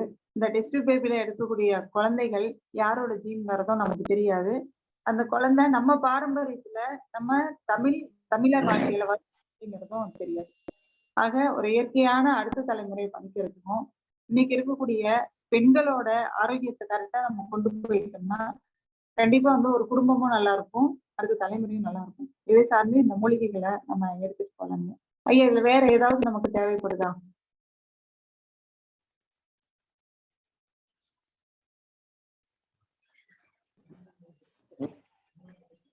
ஐயா வேற ஏதாவது தேவைப்படுதா? இல்ல சொல்லுங்க, ஒரு இதை பத்தி ஒரு மூலிகை பத்தி வேணா சொல்லுங்க. இல்லைங்கய்யா, இப்ப தினசரி வகுப்புல இதை வேற ஏதாவது ஒரு வடிவத்துல வடிவமைப்போமா, இல்ல இதை கொடுத்தா போதுமா? இல்ல இது மாதிரி கொடுத்தா போதும். இதை மட்டும் கொடுத்தா போதும். ஆஹ் வாழை பத்தி எடுத்துக்கலாம் நீங்க ஃபர்ஸ்ட். ஏன்னா இன்னைக்கு வந்து பாத்தீங்கன்னா வாழைப்பூ பெண்களுக்கு வாழைப்பூ, ஆண்களுக்கு வாழைக்காய் அப்படிங்கிறது நம்மளோட ஒரு தமிழர் பண்பாட்டுல இருக்கக்கூடிய ஒரு உணவு. ஃபர்ஸ்ட் எடுத்தோடனே ஒரு பொண்ணு கல்யாணம் பண்ணி அனுப்புறாங்க, ஒரு தம்பதியில இணையறாங்கன்னா, அன்னைக்கு வந்து பாத்தீங்கன்னா வீட்டுல வாழை மரம் கட்டுவாங்க. அடுத்தது ஒரு நல்ல விசேஷம்னா வாழை மரம் கட்டுவாங்க. ஏன்னா வாழை மரம் கட்டுனா வாழையடி வாழையா அந்த குடும்பம் தலைக்கும் அப்படிங்கிறது ஐதீகம். என்ன காரணம்னு கேட்டீங்கன்னா, அந்த வாழைப்பூ பெண்களோட கருப்பைய பாதுகாக்கும். வாழைக்காய் ஆண்களோட விந்து பையையும் கிட்னியும் பாதுகாக்கும். அதுக்காக தான் கல்யாண வீட்டுல வாழை மரத்தை கட்டுறாங்க. அப்போ இந்த வாழைக்காய வந்து பாத்தீங்கன்னா சின்ன சின்னதா கட் பண்ணி போட்டு, மோர் ஊத்தி, உப்பு போட்டு, கொஞ்சம் லெமனை புழிஞ்சு விட்டு ஊற வச்சு நம்ம பச்சையா சாப்பிட்டோம் அப்படின்னா நம்ம கிட்னி வந்து நல்லா பலப்படும். 2வது இந்த வாழைக்காய கொஞ்சம் மோர் ஊத்தி அரைச்சு வடிச்சு ஜூஸா எடுத்துக்கிட்டோம் அப்படின்னாலும் நம்ம கிட்னில இருக்கக்கூடிய கல்லு கரையும், கிட்னி வந்து பலமாகும். இப்ப நிறைய பேர் வந்து பாத்தீங்கன்னா கிட்னி ஃபெயிலியர் ஆயிடுச்சுன்னு சொல்லிட்டு டயாலிசிஸ் வரைக்கும் போவாங்க. கிட்னி ஃபெயிலியர் ஆயிடுச்சுன்னா அது வேலை செய்யும். ஆக கிட்னி வந்து பலம் குறைஞ்சிருக்குமே தவிர கிட்னி ஃபெயிலியர் ஆகாது. அப்படின்னாலும் உங்களுக்கு ஒரு கிட்னி ஃபெயிலியர் ஆனா கூட ஒரு கிட்னி இருந்தா கூட போதும், நம்மளால வாழ முடியும். ஆக எதுக்கு நம்ம டயாலிசிஸ்? அப்போ இந்த கிட்னியை பலப்படுத்தக்கூடிய ஒரு தன்மை, விந்துக்களை அதிகப்படுத்தக்கூடிய ஒரு தன்மை, விந்துவை கெட்டிப்படுத்தக்கூடிய ஒரு தன்மை வாழைக்காய்க்கு. அதை தோலோட எடுத்துட்டு வந்து சின்ன சின்னதா கட் பண்ணி போட்டு அரைச்சு வடிச்சு ஜூஸ் மாதிரி எடுத்துக்கோங்க. இந்த வாழைக்காய நம்ம வந்து பாத்தீங்கன்னா ஒண்ணு இந்த மாதிரி துவையலாவும் அரைச்சு நம்ம சாப்பிடலாம். ஏதோ ஒரு விதத்துல வாழைக்காயை உள்ள எடுத்தீங்கன்னா ஆண்களுக்கு கண்டிப்பா நல்ல ஆரோக்கியம் கிடைக்கும். ஆண்மை குறைவுக்கு ஒண்ணு, சுகருக்கு ஒண்ணு, கிட்னிக்கு ஒண்ணுன்னு நம்ம மருந்து மாத்திரைகள் எடுக்க தேவையில்லை. இதே பெண்களுக்கு எடுத்துக்கலாம் வாழைப்பூ. இப்போ ஒரு பொண்ணுக்கு பாத்தீங்கன்னா தொடர்ந்து ஒரு 15 நாள் 20 நாளைக்கு பீரியட் போயிட்டே இருக்கும், நிக்காது. பெரும்பாடுன்னு சொல்லி நம்ம சித்த மருத்துவத்துல சொல்லுவோம். இதுவே வந்து பாத்தீங்கன்னா ஹீமோகுளோபினும் கம்மியா இருக்கும். இந்த ஹீமோகுளோபினை அதிகப்படுத்துறதுக்கும் இதுவே வந்து பாத்தீங்கன்னா நமக்கு கருப்பைய பலப்படுத்தி கரெக்டா அந்த 3 நாள்ல 27 நாள்ல இருந்து 30 நாளைக்குள்ளார அந்த சைக்கிளிங்ல பீரியட் வந்து 3 நாள்ல 4 நாள்ல நிக்கக்கூடிய ஒரு பலத்துக்கு கருப்பையை கொண்டு வரக்கூடிய தன்மை இந்த வாழைப்பூக்கு இருக்கு. என்ன பண்ணுவாங்கன்னா இந்த மெனோபாஸ் டைம்ல அதிகமா பெரும்பாடு வருது அப்படின்னா உடனே போய் ஒரு மாத்திரை போட்டோ ஒரு ஊசி போட்டோ அதை நிறுத்திடுவாங்க. நிறுத்தும் போது என்ன ஆகுதுன்னா அது கருப்பையில கட்டியா மாறும். போய் கருப்பையை எடுத்துருவாங்க. கருப்பையை எடுத்துட்டாங்க அப்படின்னாவே ஒரு பலம் குறைஞ்சிடும். ஏன்னா இன்னைக்கு வந்து பாத்தீங்கன்னா ஹார்ட் அட்டாக்ங்கிறது பெரும்பாலும் ஆண்களுக்கு வந்து பார்த்திருப்போம். ஹெச்ஐவி ஆண்கள் அதிகமா பாதிச்சு பார்த்திருப்போம். ஆனா பெண்கள் வந்து ஹெச்ஐவி பாதிச்சா கூட ரொம்ப நாள் உயிரோடு இருப்பாங்க. இதே வந்து ஹார்ட் அட்டாக்ங்கிறது பீரியட் கரெக்டா போற வரைக்கும் அந்த பெண்களுக்கு வராது. அந்த அளவுக்கு நம்ம கருப்பைக்கு பலம் இருக்கு. இந்த கருப்பை வந்து எப்படி கோயிலுக்கு கருவறையோ அது மாதிரி பெண்களோட உடலுக்கு ஆரோக்கியத்துக்கு கருப்பை. இந்த கருப்பைய பாதுகாக்கக்கூடிய தன்மை இந்த வாழைப்பூக்கு இருக்கு. டைரக்டா கர்ப்பப்பைக்கு போய் சேரக்கூடிய ஒரு பூ வாழைப்பூ. ஆக இந்த வாழைப்பூவை நம்ம என்ன பண்ணலாம்னா கொஞ்சம் அந்த சிகப்பு தோலை மட்டும் எடுத்துட்டு சின்ன சின்னதா கட் பண்ணி போட்டு அரைச்சு வடிச்சு ஒரு 3 நாளைக்கு தொடர்ந்து பீரியட் ஆனதுல இருந்து ஒரு 3 நாள் தொடர்ந்து குடிச்சீங்க அப்படின்னா இந்த தொடர்ந்து பீரியட் போகக்கூடிய பெரும்பாடு சரியாயிடும். இதே வாழைப்பூவை நீங்க கூட்டாவோ பொரியலாவோ சமைச்சு கூட நீங்க எடுத்துக்கோங்க. எடுத்துக்கிட்டீங்கன்னா ஒரு பிரியாணி பண்ணி கூட சாப்பிடலாங்க. மற்ற காய்கறி எப்படி போட்டு பிரியாணி பண்றீங்களோ அது மாதிரி வாழைப்பூ போட்டு கூட நீங்க பிரியாணி பண்ணலாம். இல்ல துவையல் அரைச்சு சாப்பிடலாம். இது மாதிரி நீங்க சமைச்சு சாப்பிடும்போது கண்டிப்பா உங்களுக்கு இந்த கர்ப்பப்பை சம்பந்தமான பிரச்சனைகள் சரியாகும். ஹீமோகுளோபின் இன்க்ரீஸ் ஆகும். இன்னும் சொல்ல போனா தொடர்ந்து இந்த வாழைப்பூ சாப்பிட்டுட்டு வர பொண்ணுங்களுக்கு ஒரு சில பொண்ணுங்களுக்கு பாத்தீங்கன்னா 12 வயசு 13 வயசுலயே ஷாம்பு ஊத்தி நிலையில அப்படியே வச்சு முடி பூரா நரைச்சிடும். அதை கூட சரி பண்ணக்கூடிய தன்மை இந்த வாழைப்பூக்கு இருக்கு. நிறைய பேர் பயன்படுத்திட்டு ஃபீட்பேக்கும் சொல்லியிருக்காங்க. ஆக இந்த இளநரையை கூட சரி பண்ணக்கூடிய தன்மை இந்த வாழைப்பூக்கு இருக்கு. இதை தொடர்ந்து நீங்க பயன்படுத்துங்க. அதே மாதிரி இந்த வாழைப்பூ வந்து பாத்தீங்கன்னா நல்லா வடச்சட்டியில போட்டு இந்த சிகப்பு தோலை மட்டும் எடுத்து சின்ன சின்னதா கட் பண்ணி நீங்க வடச்சட்டியில போட்டு நல்லா வறுத்துருங்க. நல்லா கருகிற அளவுக்கு அதை வறுத்துட்டு நீங்க இப்படி கையில நுணுக்குனீங்கன்னா மொறு மொறுன்னு ஆகும். அது மாதிரி நீங்க ஃபர்ஸ்ட் வறுத்துருங்க. வறுத்துட்டு இது கூட நெல்லிக்காய், கடுக்காய், தாண்டிக்காய் இதையும் தனியா போட்டு வறுத்துட்டு இதெல்லாம் ஒண்ணா மிக்ஸ் பண்ணி ஒரு ஹேர் டை போட்டு பாருங்க. நீங்க எந்த கெமிக்கல் ஹேர் டையும் உங்களுக்கு தேவையில்லை. இதுவே உங்களுக்கு முடி வந்து நல்லா கருப்பாகும். அப்ப கெமிக்கல் இல்லாம ஒரு கருமையான ஒரு ஹேர் டை நமக்கு ஈஸியா கிடைக்கும். அந்த தன்மை வாழைப்பூக்கு இருக்கு. இதை நீங்க பயன்படுத்தி பாருங்க. நம்ம வாய்ப்பு கிடைக்கிறப்பெல்லாம் தினம் ஒரு மூலிகையா நம்ம வந்து பார்க்கலாம். இதுல ஏதாவது சந்தேகங்கள் இருந்தா கேளுங்க, நான் சொல்றேன்.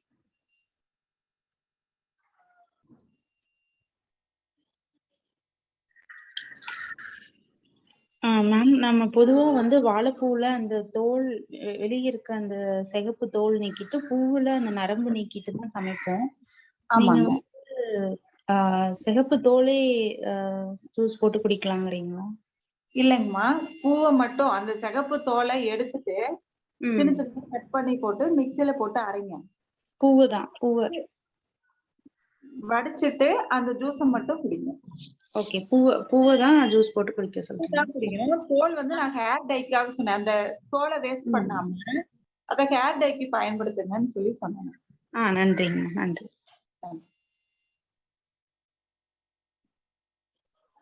வணக்கங்கம்மா. இந்த வாழைக்காய் ஆண்களுக்கு வந்து சொன்னீங்க, அது இந்த சர்க்கரை வியாதிக்கும் வந்து சர்க்கரை வியாதி இருக்கிறீங்களும் அதை உணவா எடுத்துக்கலாங்களா, இல்ல வந்து சும்மா சைட்ல வந்து எடுத்துக்கலாங்களா? இல்லைங்க, சர்க்கரை வியாதி இருக்கிறவங்களும் அதை பயன்படுத்தலாம். ஏன்னா அதுல தோற்பு நிறைய இருக்குது, நார்ச்சத்து நிறைய இருக்கிறப்போ உங்களுக்கு மலச்சிக்கல் இருக்காது. அப்போ உங்களுக்கு ஈஸியா வந்து செரிக்கும். ஐயா சொன்ன மாதிரி நல்ல சர்க்கரையா மாத்தக்கூடிய தன்மை, தோற்பா நமக்கு கணையத்தை பலப்படுத்தக்கூடிய தன்மை இந்த வாழைக்காய்க்கு. ஈஸியா கழிவு வெளியேற்றுங்க. அதனால சர்க்கரை வியாதி இருக்கிறவங்களும் இதை தாராளமா பயன்படுத்தலாம். ஓகே, நன்றிங்கம்மா, நன்றி. ஹலோ. அம்மா வணக்கங்க. வணக்கங்கம்மா. வாழைக்காய் சாப்பிட்டாங்கம்மா கேஸ் மாதிரி இதாகுதுங்கம்மா, அதுக்கு என்னங்கம்மா பண்றது? என்ன ரீசன்? சாப்பிட்டோம்னா உங்களுக்கு கேஸ் வந்து ஃபார்ம் ஆகாதுங்க. சரி. உள்ள இருக்கக்கூடிய வாயுவை வெளியேற்றும். ஓ, சரி சரி சரி. கேஸ் வெளியில போகாம உங்களுக்கு உடம்புக்குள்ள நின்னுச்சுன்னா அந்தந்த ஜாயிண்ட்ல நின்னு உங்களுக்கு வலியை உண்டாக்கும். கர்ப்பப்பையில நின்னுச்சுன்னா அந்த பீரியட் வெளியில வர முடியாம அந்த பீரியட் டைம்ல பெயின் வந்து ஒரு காலே ரவுண்ட் அடிக்கிற அளவுக்கு பொம்பளை பிள்ளைங்களுக்கு வலி வரும். இது எல்லாமே வாயுனால வர்றதுதாங்கம்மா. இந்த வாழைக்காய் சாப்பிட்டு இந்த வாயு பூரா வெளியே வந்துருச்சுன்னா உங்களுக்கு இந்த அதனால வாயுவை வெளியேற்றுமா தவிர வாயுவை உருவாக்காதுங்க. நீங்க தாராளமா சாப்பிடலாம். அப்ப வதக்கியும் சாப்பிடலாம் இல்லைங்களாங்கம்மா? பொரியல் பண்ணியும் சாப்பிடலாம். சாப்பிடலாங்க. பச்சையா சாப்பிட்டீங்கன்னா அதோட துவர்ப்பு அதுல இருக்கக்கூடிய அந்த தண்ணீர் சத்து எல்லாம் நமக்கு அப்படியே முழுசா கிடைக்கும்.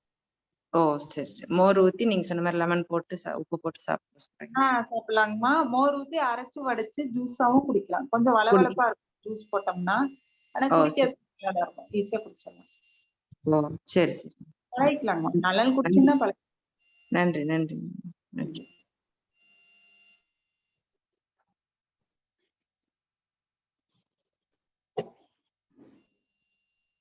அம்மா வணக்கம்மா. வணக்கம்மா.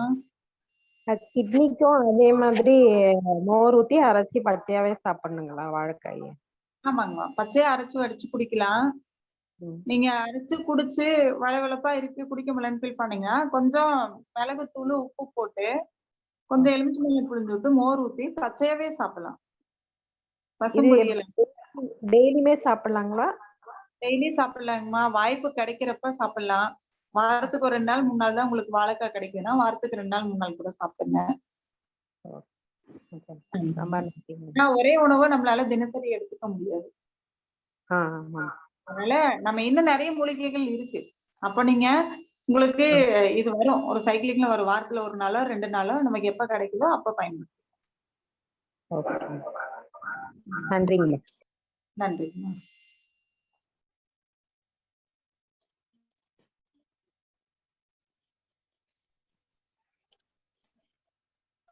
இது மாதிரி வாழைத்தண்டுங்க. நம்ம வாழைத்தண்டு வந்து பாத்தீங்கன்னா இருக்கிறதுலயே நார்ச்சத்து அதிகமா இருக்கு. இந்த வாழைத்தண்டை நீங்க வாரத்துல 1 நாளோ 2 நாளோ இதை தினசரி பயன்படுத்த வேண்டாம். வாரத்துல 1 நாளோ 2 நாளோ இந்த வாழைத்தண்டையும் வந்து நம்ம அரைச்சு ஜூஸ் போட்டு சாப்பிடலாம், பொரியல் பண்ணி சாப்பிடலாம். ஏதோ ஒரு விதத்துல இந்த வாழைத்தண்டும் வந்து நீங்க உடலுக்கு பயன்படுத்தணும்.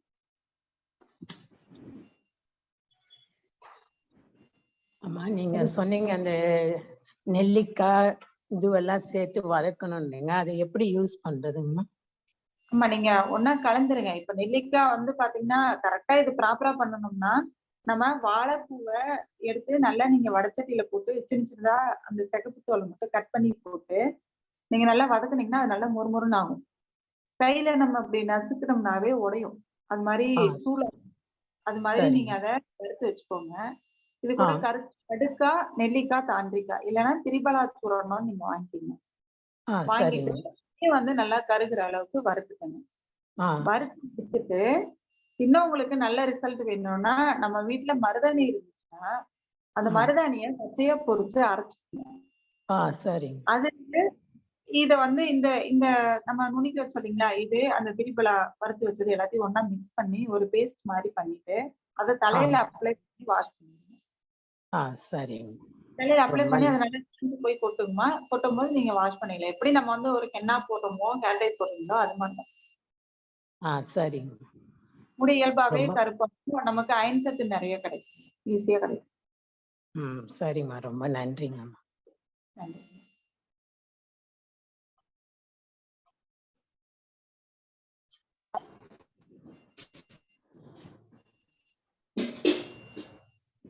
அடுத்து இந்த வாழை கிழங்கு. இப்போ நம்ம கிராமத்துல இருக்கிறவங்களா இருந்தா வாழை மரம் இருக்கும். நம்ம வீட்லயே இருக்கும். அந்த வாழை மரத்துல என்ன பண்ணலாம்னா, அடியில வந்து ஒரு கிழங்கு. இந்த கிழங்கு மேல என்ன பண்ணலாம்னா, கொஞ்சம் நம்ம வந்து கொத்தி விட்டுட்டு, அதுல காலையில நைட்டு கொத்தி விட்டுட்டு, அதுல கொஞ்சம் சீரகத்த போட்டு விட்டுட்டீங்கன்னா, காலையில போய் நம்ம பார்த்தோம்னா, அதுல தண்ணி வந்து ஃபுல்லா இருக்கும். ஒரு 2 லிட்டர், 3 லிட்டர் தண்ணி கூட அந்த வாழைக்கிழங்குல தண்ணி இருக்கும். அந்த தண்ணிய எடுத்து நம்ம ஒரு பாட்டில்ல ஸ்டோர் பண்ணி வச்சுட்டு, அந்த தண்ணிய குடிக்கலாம். அந்த தண்ணி குடிக்கும்போது கிட்னி கல்லு வந்து நமக்கு ஈஸியா கரைஞ்சிரும். கர்ப்பப்பையில இருக்கக்கூடிய நீர்க்கட்டி கரையும். நமக்கு அந்த வாழைக்கிழங்கு தண்ணி அல்சரையும் வந்து நம்ம சீரகத்தையும் அதிலேயே ஊற போட்டு சாப்பிடும்போது அல்சரையும் ஈஸியா சரி பண்ணும். சீரகம் மட்டும் இல்லைங்க, வெந்தயத்தையும் அதுல வந்து நம்ம ஊற போடலாம். ஊற போட்டு அந்த தண்ணிய மட்டும் நம்ம எடுத்து குடிச்சிட்டு வரோம் அப்படின்னா, கண்டிப்பா நல்ல ரிசல்ட் கிடைக்குங்க. யூரின் வந்து நல்ல மஞ்சள் கலரா போகுது அப்படிங்கிறவங்க உடல் சூடு அதிகமானா யூரின் வந்து மஞ்சள் கலர்ல போகும். அப்போ இந்த வாழைக்கிழங்கு தண்ணிய நீங்க தொடர்ந்து குடிச்சிட்டு வரும்போது நமக்கு யூரின் வந்து பன்னீர் மாதிரி போகும். நல்ல ஒரு ஒயிட் கலர்ல வந்து யூரின் போகும். ஏன்னா இன்னைக்கு யூரின் தெரப்பில வந்து பாத்தீங்கன்னா பன்னீர் மாதிரி போகக்கூடிய யூரினை உள்ளார குடிக்கிறதுக்கோ, கண்ணை கழுவுறதுக்கோ, இல்ல நம்ம உடல்ல வந்து ஏதோ ஒரு புண்ணு ஏற்பட்டுச்சுன்னா அதை கழுவுறதுக்கோ பயன்படுத்துறோம். அந்த அளவுக்கு அந்த யூரினை பன்னீர் மாதிரி நமக்கு ஃபில்டர் பண்ணி கொடுக்கக்கூடிய தன்மை இந்த வாழைக்கிழங்கு தண்ணிக்கு இருக்கு. அதனால நீங்க இந்த வாழைக்கிழங்கு வாழை மரம் வீட்டுல இருக்கிறவங்களா இருந்தா இந்த வாழைக்கிழங்கு தண்ணிய நீங்க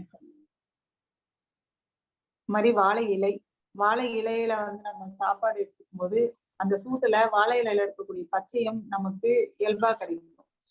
அதோட நீங்க பிளாஸ்டிக் பேப்பர்லயும் பாக்ஸ்லயும் வந்து நம்ம உணவு சாப்பிட்டு இருக்கோம். இதை மாத்தி வாய்ப்பு இருக்கிறவங்க வாழை இலையில சாப்பிடணும். ஏன் அமாவாசையிலயும் பௌர்ணமிலையும் வாழை இலையில வந்து விரதம் விட்டாங்கன்னா அந்த அன்னைக்கு நமக்கு செரிமானம் குறைவு. அப்ப இந்த வாழை இலையில சாப்பாடு போட்டு விரதம் விடும்போது அது ஈஸியா செரிக்கும். அதுக்காக தான் நம்ம முன்னோர்கள் வந்து வாழை இலையில வந்து விரதம் விட்டாங்க. ஆக நமக்கு வாய்ப்பு கிடைச்சிச்சுன்னா நம்ம டெய்லி வாழை இலையில சாப்பிடுறவங்க உண்மையாலுமே பணக்காரங்க. சாரோட்ல சாப்பிடுறத விட வாழை இலையில சாப்பிடுறவங்க உண்மையாலுமே ஆரோக்கிய பணக்காரங்கன்னு சொல்லலாம். ஆக வாழை இலை கிடைச்சது வீட்டுல இருக்கு அப்படின்னா கம்பல்சரி நீங்க வாழை இலையில தினசரி சாப்பிடுங்க. நல்ல ஒரு ஆரோக்கியமான வாழ்க்கையை நம்மளால கொண்டு போக முடியும். ஆக ஒரு வாழை மரம் வீட்டுல இருக்கு அப்படின்னா இந்த வாழை மரத்துல அடியில இருந்து நுனி வரைக்கும் நமக்கு எல்லாமே ஆரோக்கியத்தை கொடுக்கக்கூடிய பாகங்கள். ஆக முடிஞ்ச வரைக்கும் வாழை மரத்தை வீட்டுல வளர்த்து இதோட எல்லா பாகத்தையும் பயன்படுத்தணும். அம்மா திருச்செங்கோட்டுல இருந்து பேசுறேங்க. ஐயா சொல்லுங்கய்யா. இது இந்த வாழைக்காய் சாப்பிட்டா கேஸ வெளியே எடுக்குது அப்படின்னு சொல்லி சொன்னீங்க. ஐயா கேட்கலைங்க. என்னங்க? வாழைக்காய் சாப்பிடும்போது கேஸ் ட்ரபிள் இல்ல கேஸ வெளியேற்றுதுன்னு சொன்னீங்க. அந்த மாதிரி காலகட்டத்துல அங்கங்க இந்த ஜஸ்ட் பக்கம் இந்த அங்கங்க எல்லாம் வலிக்குது. அந்த மாதிரி சமயத்துல என்ன செய்யறதுங்க? ஐயா உள்ள இருக்கிறது தானே அது கரைச்சு வெளியில எடுக்குது. கரைக்கும் போது வரத்தானே செய்யும். அப்ப அது மாதிரி இருக்கும்போது சீரக தண்ணி எடுத்துக்கோங்க, பெருங்காயம் எடுத்துக்கோங்க. எடுத்துக்கிட்டீங்கன்னா இன்னும் கொஞ்சம் ஈஸியா அந்த கழிவை வந்து வெளியேற்றும். ஓம வாட்டர் எடுத்துக்கோங்க. ஓம வற்றல், சீரக தண்ணி, இந்த மாதிரி பெருங்காயம் எடுத்துக்கலாங்க. எடுத்துக்கிட்டீங்கன்னா அந்த கேஸ் வெளியேறதுக்கு இன்னும் கொஞ்சம் சப்போர்ட்டிவா இருக்கும். ஆஹா. அது மாதிரி ஆனா எடுத்துக்கலாம். ஆனா சில பேர் பாத்தீங்கன்னா ரொம்ப பயந்துக்கிறாங்க, அந்த மாதிரி இடத்துல எல்லாம் வலிக்கும் போது இதுதாங்கய்யா, நிறைய பேர் இன்னைக்கு பயந்துக்கிறாங்க. லூஸ் மோஷன் போகுதுன்னு வச்சுக்கோங்களேன். இன்னைக்கு லூஸ் மோஷன் போச்சுன்னா உடம்புல இருக்க கழிவு தானே வெளியேறுது. ஆமா. ஆனா அது யாராவது ஏத்துக்கிறாங்களா? சளி பிடிச்சிச்சுன்னா யாராவது ஏத்துக்கிறாங்களா? இல்ல இல்லைங்க. உள்ளாரையே அடக்கி வைக்கிறாங்க. அது வியாதியா திரும்ப வந்து பல வியாதிகளா வெளிப்படுது. ஆக அந்த கழிவை வெளியேற்றுறதுக்கு நம்ம விடணும். சுடுதண்ணி குடிங்க. அந்த மாதிரி வலி வரும்போது சுடுதண்ணி குடிச்சாவே பெரிய மருத்துவங்க. அதுவே ஈஸியா வந்து அந்த வாயு கரைக்கிறதுக்கு சப்போர்ட் பண்ணும். சரிங்கம்மா, ரொம்ப நன்றி. நன்றி.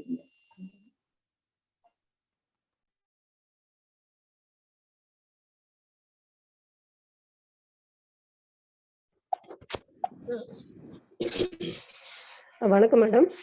வணக்கங்கம்மா. மேடம், இளநரைக்கு வந்து சொன்னீங்க இல்லைங்களா, வாழைப்பூ அது வந்து அப்படியே மிக்ஸில இந்த ஜூஸா போட்டு குடிக்கணுங்களா? குடிச்சுக்கலாம். மிக்ஸில போட்டு கொஞ்சம் மோர் ஊத்தி உப்பு போட்டு சரிங்க வடிச்சு கொடுங்க. இல்ல வாழைப்பூ கூட தேங்காய் சேர்த்து நாட்டு சர்க்கரை போட்டு அரைச்சு வடிச்சு கொடுங்க. சரிங்கம்மா. இல்ல குழந்தைங்க சாப்பிடலைன்னா இந்த வாழைப்பூ வந்து வடகம் மாதிரி தட்டி வச்சுட்டு அது நம்ம அடுத்தடுத்த வகுப்புகள்ல இது எப்படி வடகம் தட்டுறது, இது எப்படி வீட்டுல ஸ்டோர் பண்ணி வச்சு பயன்படுத்துறது நம்ம ஒவ்வொரு வகுப்புலயே பாக்கலாங்க. ஏன்னா எனக்கு காலம் ரொம்ப குறைவா இருக்கு. சரிங்க. அந்த மாதிரி நீங்க ஸ்டோர் பண்ணி வச்சுக்கிட்டு அந்த குழந்தைங்களுக்கு நீங்க கொடுக்கலாம். சரிங்க, நன்றிங்க. நன்றி.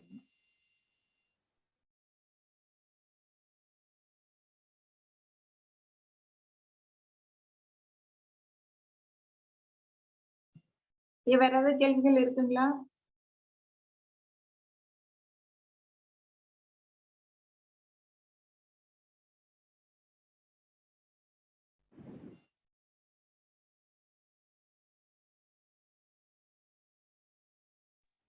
அம்மா தினசரி வருவீங்களாம்மா லைன்ல? ஐயா, வாய்ப்புகள் கிடைக்கிறப்ப எடுக்கிறேங்க. ஏன்னா எனக்கு நிறைய வகுப்புகள் இருக்கு, நிறைய முகாம்களும் போட்டுட்டு இருக்கோம். அதனால வாய்ப்புகள் கிடைக்கிறப்ப எல்லாம் வாரத்துல 2 நாளோ 3 நாளோ நம்ம ஒவ்வொரு மூலிகைகளை பத்தியும் நம்ம எடுக்கலாங்க. இந்த மூலிகைகளை எப்படி வந்து ரசம் வைக்கணும், சூப்பு போடணும், துவையல் அரைக்கணும், இல்ல இதை வந்து எப்படி இந்த மாதிரி வேல்யூ ஆட் பண்ணி ஸ்டோர் பண்ணி வைக்கலாம், வீட்டுல வச்சுட்டு எப்படி பயன்படுத்தலாம் அப்படிங்கிற பத்தின வகுப்புகள் என்னால இயன்ற வரைக்கும் நான் வந்து கொடுக்குறேன். சரி, நன்றி நன்றி. முடிஞ்ச வரைக்கும் வந்து அடிக்கடி வந்து சொன்னீங்கன்னு சொல்லிச்சுனாக்கா நல்லா இருக்குங்க. நன்றி நன்றி நன்றி. ஏன்னா இன்னைக்கு தமிழ் மருத்துவத்துல பாத்தீங்கன்னா மூலிகைகள் இதை தொடர்ந்து நம்ம வந்து எடுத்துக்கிறோம் அப்படின்னா கண்டிப்பா நமக்கு மருந்து மாத்திரைகள் தேவைப்படாது. தொடர் மருந்து மாத்திரைகள், விருந்து மருந்து 3 நாள் தாங்க. அதை தாண்டி நம்ம ஒரு வீட்டுல விருந்து சாப்பிட்டா எப்படி வந்து கடைசி நாள் வந்து பழைய சோறு தண்ணி கிடைக்குமோ அது மாதிரி மருந்துகளை 3 நாளைக்கு மேல எடுக்கும்போது கண்டிப்பா அது நம்ம நோயாளிங்கிற எண்ணத்தை நமக்கு உருவாக்கும். அப்ப நம்ம நோயாளின்னு உள்ளார வந்து நம்ம மனசுல பதிய வச்சு நம்ம உணவு எடுத்தாலும் மருந்து எடுத்தாலும் கண்டிப்பா அது நமக்கு ஒரு பெரிய பலனை கொடுக்காது. ஆக அந்த ஒரு 3 நாள், நான் சித்த மருத்துவமா இருந்தாலுமே அதுதான் சொல்லுவேன், 3 நாள் அதிகபட்சம் 7 நாளைக்கு மேல மருந்து எடுக்காது, உணவுல மாத்திக்கணும். இப்ப நம்மகிட்டயே பாத்தீங்கன்னா சுகருக்காக சஞ்சீவி சூரணம்னு ஒரு பொடி கொடுக்குறோம். ஆனா 200க்கு மேல சுகர் இருக்கிறவங்கள 200க்குள்ளார குறைச்சு கொண்டு வர வரைக்கும் தான் அதை பயன்படுத்திக்கணும். அதுக்கு மேல உணவுலதான் நம்ம சரி பண்ண சொல்லணும். ஏன்னா மருந்து சாப்பிட்டுட்டே இருந்தா நம்ம நோயாளிங்க, நல்ல உணவு சாப்பிட்டோம்னா நீங்க மாப்பிள்ள. அது என்ன சூரணம்? சஞ்சீவினி சூரணம்னு குடுக்குறோங்க. ஆனா அதையே தொடர்ந்து எடுக்காதீங்கன்ற. நம்ம மருந்தா இருந்தாலுமே தொடர்ந்து எடுக்காதீங்க. உணவுல சரி. அதுக்கு என்ன மாதிரி உணவு எடுக்கணும், எப்படி நான் வந்து நம்ம அது சுவையா, ஏன்னா இப்ப பாஸ்கரையா சொன்ன மாதிரி நமக்கு அந்த சுவை குடிச்சு நம்ம சாப்பிடணும். நம்ம குடிச்சு சாப்பிட்டோம்னா நாக்கு அந்த சத்தை பிரிச்சு கொடுக்கக்கூடிய வேலையை செய்யும். அதை எப்படி சுவையா மாத்தி சாப்பிடலாம் அப்படிங்கறத நம்ம இந்த வகுப்புல பார்க்கணும். நன்றிங்கம்மா, நன்றி நன்றி. அம்மா, உங்களுடைய தொலைபேசி எண் எதுவும் தர முடியுமா? அம்மா 80 சரி 56 79 ஓகேங்கம்மா 0040. நன்றி. நன்றி.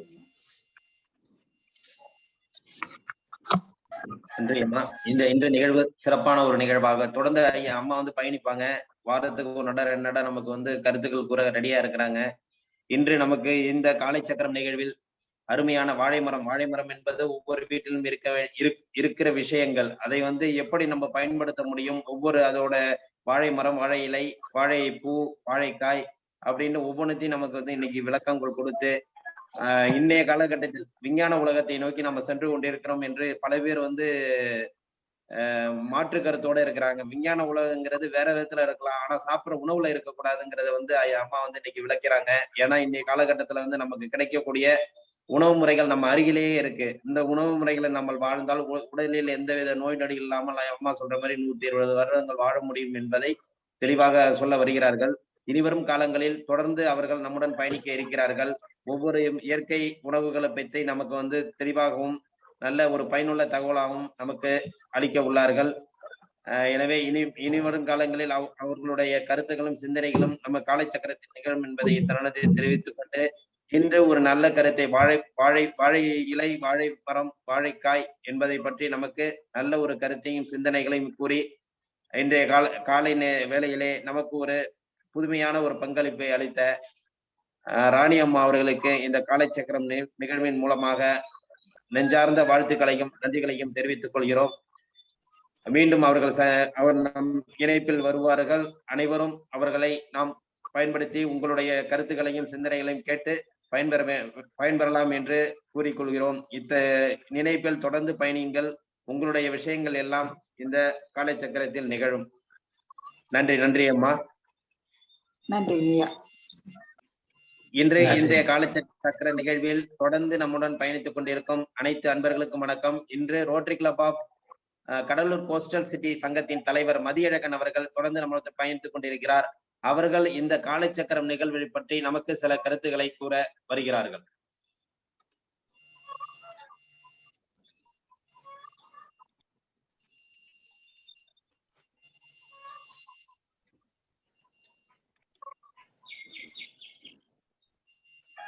சார் நீங்க பேசுங்க சார். மதியழகன் சார்.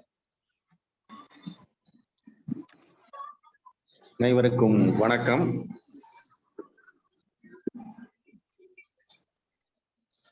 காலை சக்கரம் என்ற நிகழ்வு ஃப்ரெண்ட் சிட்டி ஏற்பாடு செய்து ஜூலை 1ஆம் தேதியிலிருந்து தொடர்ந்து நடத்தி வருவது. சார் வீடியோ ஆஃப் ஆயிடுச்சு சார். அதில் எங்களுடைய சங்கத்தையும் இணைத்துள்ள தலைவர் செயலாளர். ஹலோ கேக்குதா? ஆன் பண்ணீங்க. ஓகே.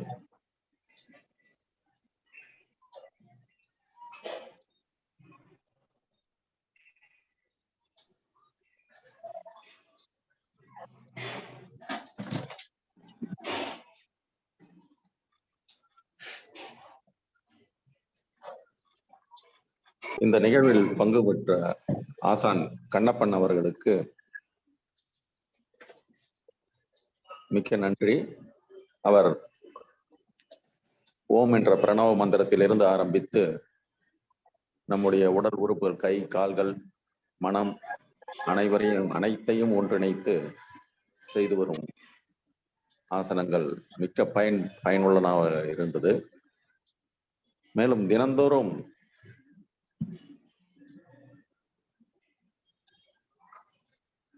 எக்ஸ்பர்ட்ஸ் அழைத்து வந்து அவர்களுடைய கருத்துக்களை கூற வைப்பதும் மிகுந்த பயனுள்ளதாக இருந்தது. முதல் நாள் பூபாலன் அவர்கள் மனதை பற்றி பேசினார். அதில் நாம் ஒரு இடத்திலிருந்து புறப்படுவோம், நாம் செல்ல வேண்டிய இடத்தை அடைவோம், ஆனால் இடையில் நடந்த எதுவுமே நமக்கு நினைவு இருக்காது என்று கருத்தினை சொல்லினார். அது நானும் உணர்ந்திருக்கிறேன். அடுத்ததாக ஹீலர் பாஸ்கர் அவர்கள் இன்றைய நிகழ்ச்சியில் சர்க்கரை நோயை பற்றி தெளிவாக எடுத்துரைத்தார். அதுவும் மிக பயனுள்ளதாக இருந்தது.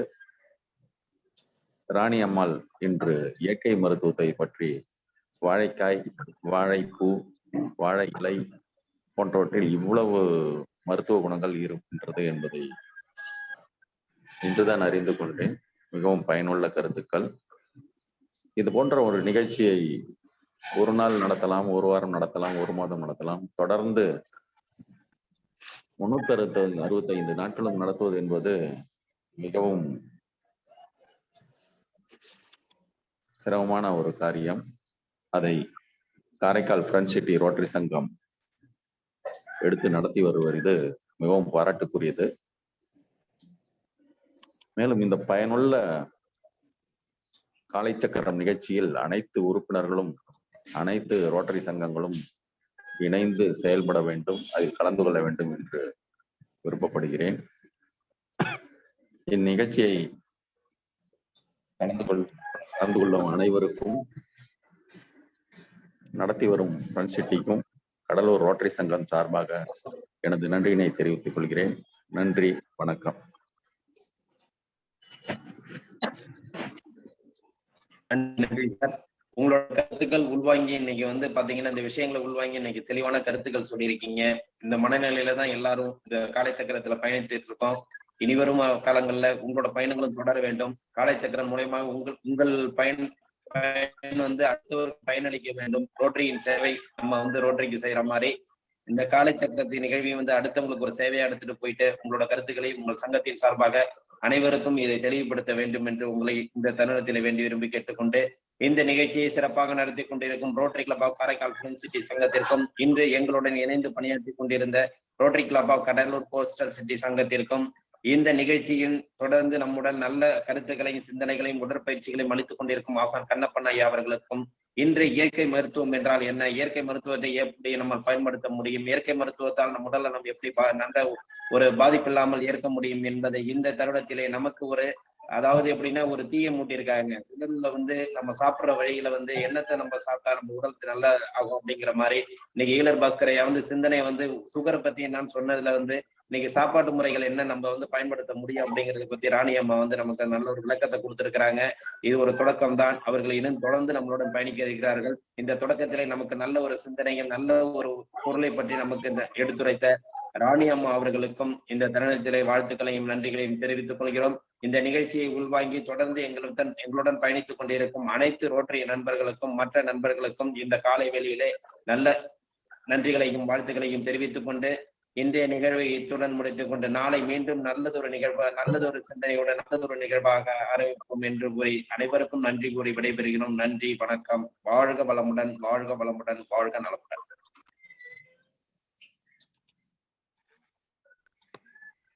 வாழ்க வளமுடன், வாழ்க நலமுடன். நன்றிங்க ஐயா. திருச்செங்கோடு சுப்பிரமணி. வாழ்க வளமுடன் ஐயா. நன்றிங்க ஐயா. நன்றிங்கம்மா. நன்றிங்க ஐயா. வாழ்க வளமுடன். வாழ்க வளமுடன். நன்றி ஐயா. வாழ்க வளமுடன். வாழ்க வளமுடன். நன்றிங்க ஐயா. வாழ்க வளமுடன். வாழ்க வளமுடன்.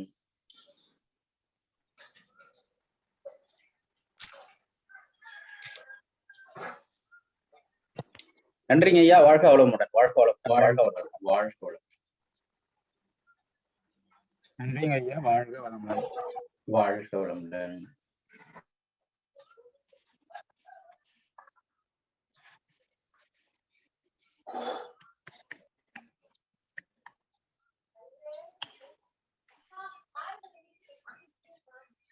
வாழ்க வளமுடன் ஐயா. நன்றிங்க ஐயா. நன்றிங்க.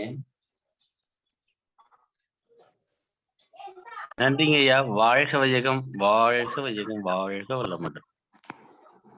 வாழ்க வளமுடன்.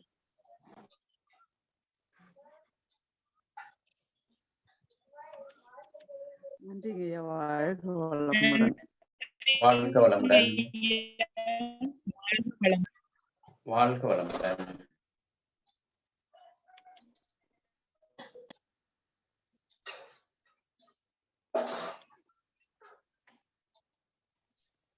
தலைவரை மீட்டிங் பண்ணிக்கலாமா? பண்ணிக்கலாம்.